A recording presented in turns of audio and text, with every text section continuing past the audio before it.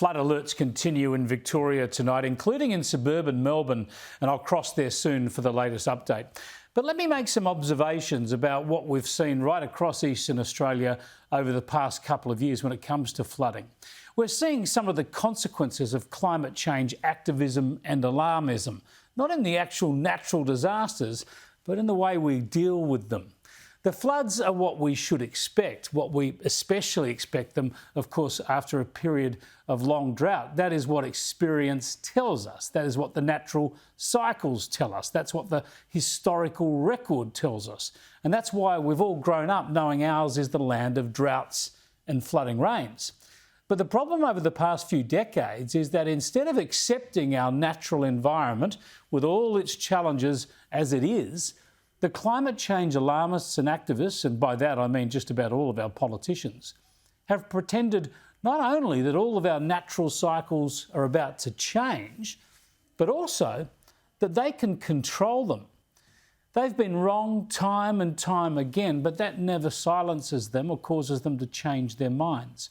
And their prescription, of course, is nonsensical, as they pretend that closing down Australian coal-fired power stations or stopping our cows from belching will change the climate when emissions globally continue to rise by such large amounts that they quickly cancel out anything we do here in Australia.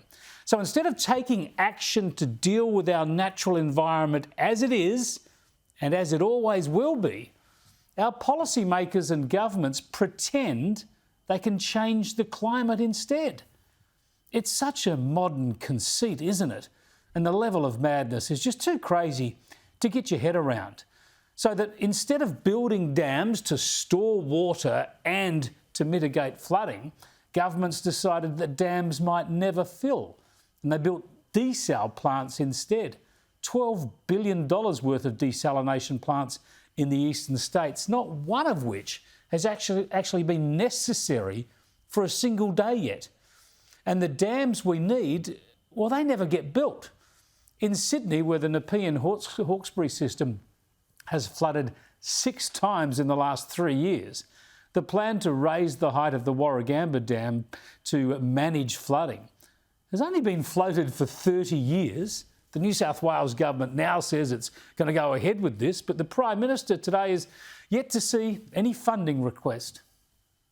We have not received a business case. We would consider any proposals from state governments, but what we don't do is make decisions based upon the abstract. We make decisions based upon specific proposals which are costed after environmental processes and procedures go through. Yeah, that's how much progress has been made on the Warragamba Dam in 3 decades. Right across the eastern states in that time, major dam projects have been promoted and approved, but none proceeded with. It's easier for politicians not to build dams than to build them, so they waste billions on desal plants instead.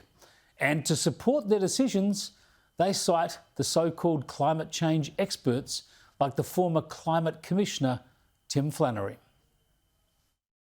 Even the rain that falls isn't actually going to fill our dams and our river system. Even the rain that falls isn't actually going to fill our dams and our river system.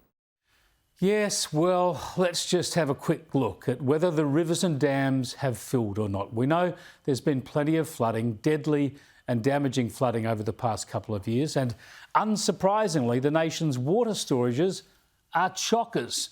In southeast Queensland, the dams are filled to 88% of capacity and 10 of them are currently spilling over. In the Greater Sydney area, the water storages are at 99% and 6 of the dams, including the massive Warragamba Dam, are at 100% capacity.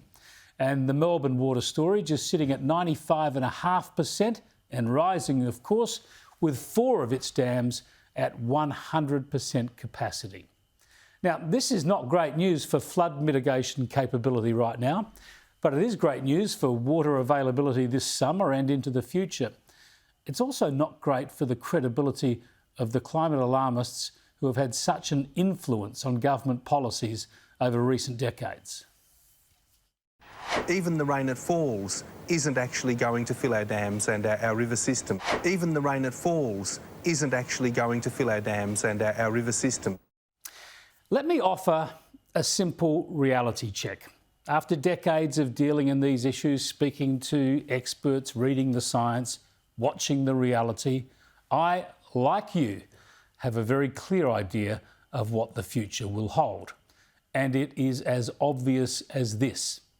No matter what happens with climate change, that is, no matter whether the Earth gets hotter or cooler, and no matter whether Australia destroys its energy grid or not, or eradicates its cattle herds or not, we will continue to be the land of droughts and flooding rains.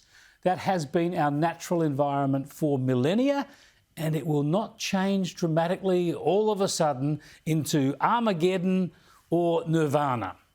Instead, it will continue to test us. So we need to store enough water.